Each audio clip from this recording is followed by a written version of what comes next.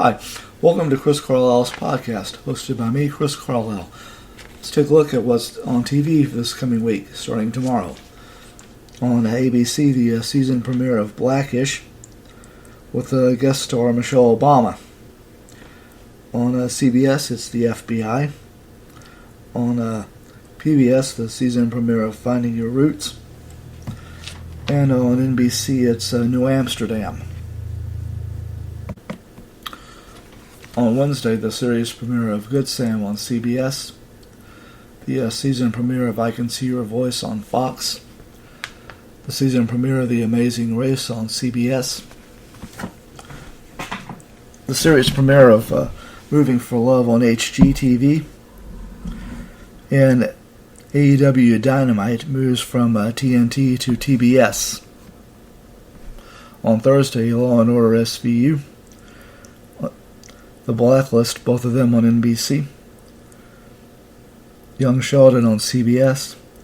Joe Millionaire for Richer or Poorer, the series premiere of that on Fox. The season premiere of BattleBots on Discovery. And the season premiere of Go Big Show on TBS. And in the NBA, it's the Boston Celtics at the New York Knicks, followed by the Los Angeles Clippers at the Phoenix Suns on TNT. On Friday, the season premiere of RuPaul's Drag Race on VH1, Magnum P.I. on CBS, Blue Bloods also on CBS, and the season premiere of Mystery at Blind Frog Ranch on Discovery. On Saturday, the 2022 U.S. Figure Skating Champions, sponsored by Toyota on USA. Promised Land on the Decades channel.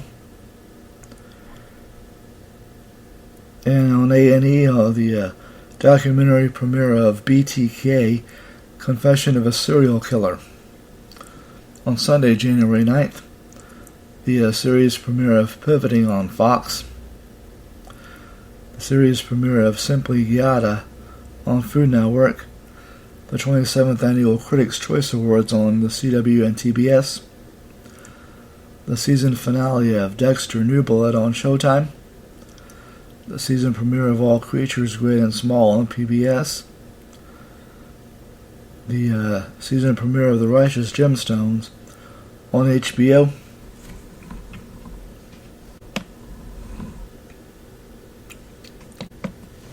Next Monday, a retro pick on the TV Guide, the French Chef from the 70s and 80s, I think, that aired on PBS with Julia Child.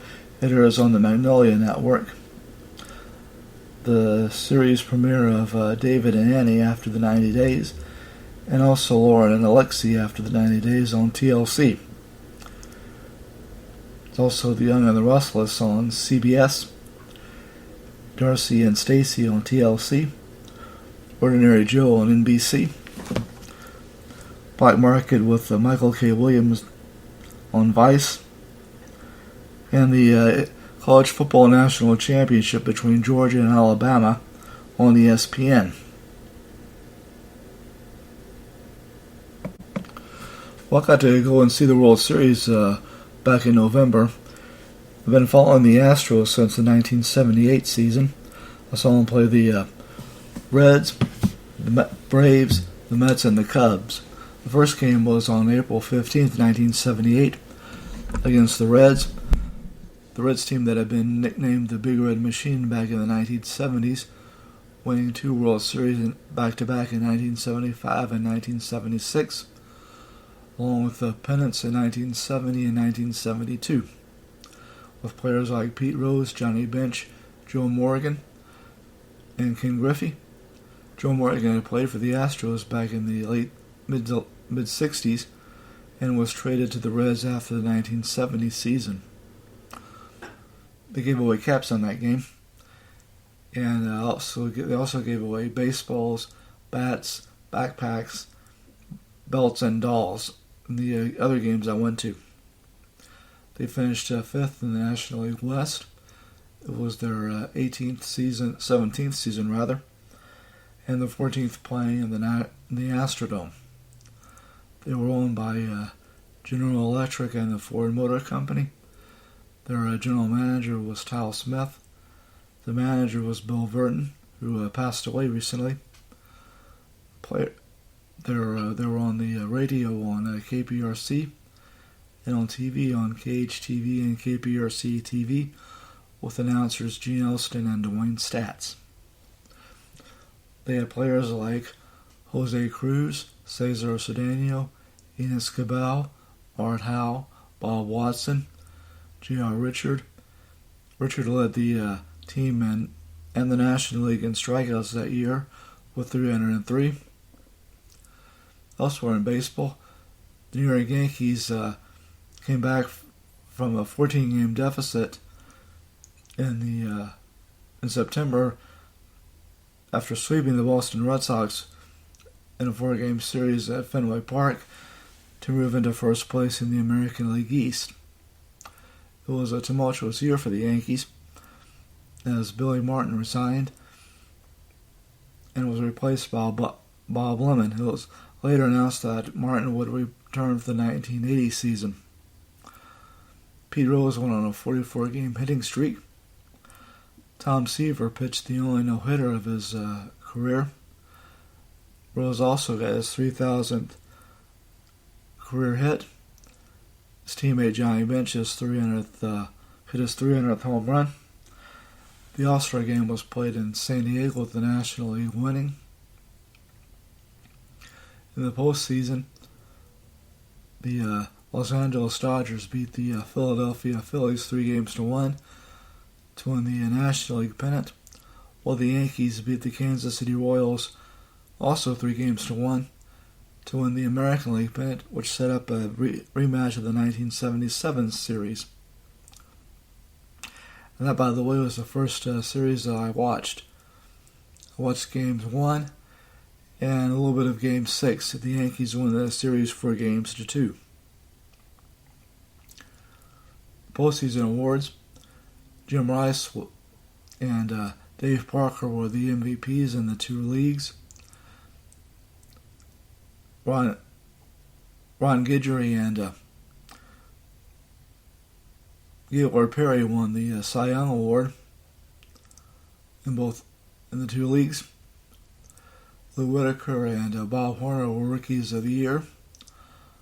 Goose Gossage and Roy Fingers were the Rollies Relief Men of the Year.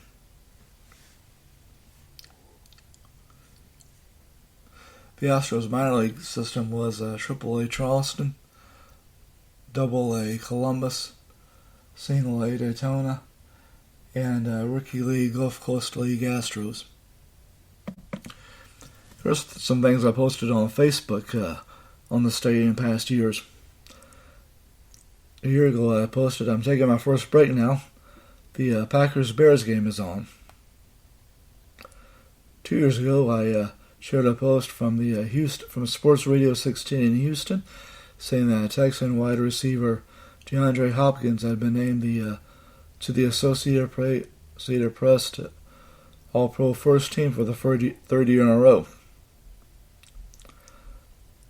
5 years ago, I posted from Houston Texans fan a meme that says, I may not be perfect, but at least I'm not a Dallas fan. Also 5 years ago, from Uncle Si's fans only, it says here, everyone makes mistakes in life, but that doesn't mean they have to pay for them for the rest of their life. Sometimes good people make bad choices. Doesn't mean they're bad, it means they're human.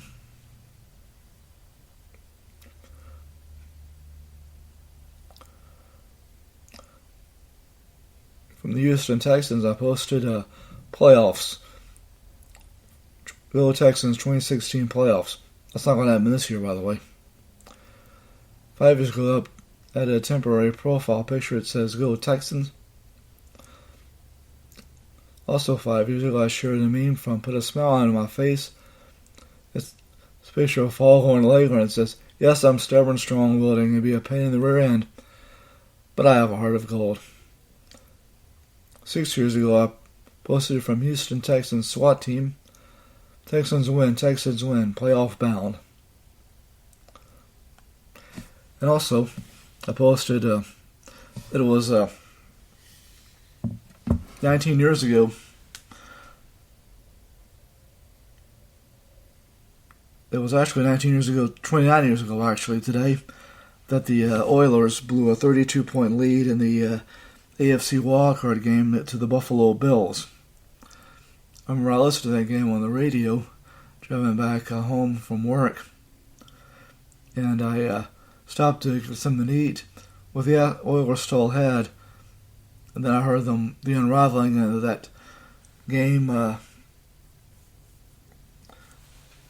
I say, going back home. But I had to get to see the winning field goal by Buffalo, though.